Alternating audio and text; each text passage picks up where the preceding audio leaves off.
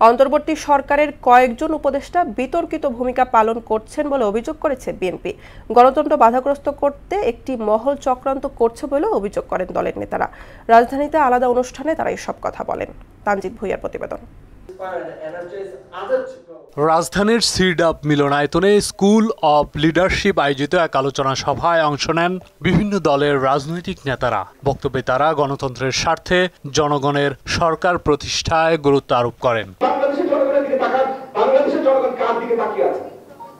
পরিষ্কারভাবে আপনারা দেখবেন বাংলাদেশের জনগণ তাকিয়ে আছে বিএনপির ভারপ্রাপ্ত চেয়ারম্যান জনাব তারেক রহমানের দিকে। দেশের জন্য নির্বাচন এবং সংস্কার দুটোই চলমান প্রক্রিয়া। সংস্কার মতো চলতে থাকবে। সময়ের প্রয়োজনে নির্বাচিত সরকার জনগণের ম্যান্ডেটকে সেটা বাস্তবায়ন করবে, আর নির্বাচন নির্দিষ্ট সময় পর হবে।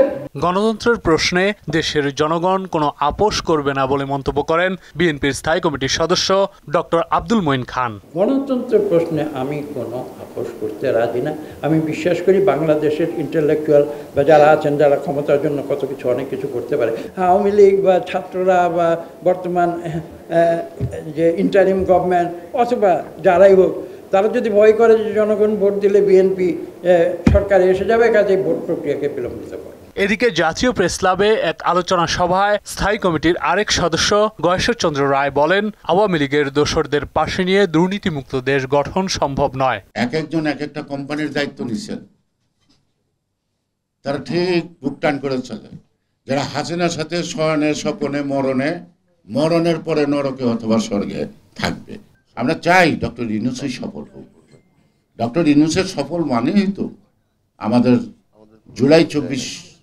জুলাই আর আগস্টের আন্দোলনের একটা সফলতা।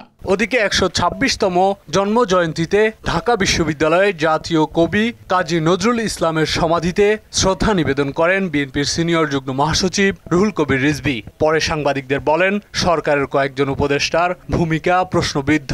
শৃঙ্খল মুক্ত হওয়ার জন্য আমাদেরকে যে প্রেরণা, আমাদেরকে যে তাগিদ দিয়েছে এবং লড়াইকে ত্বরান্বিত করার যে উৎসাহ জুগিয়েছে, এটা তুলনাহীন।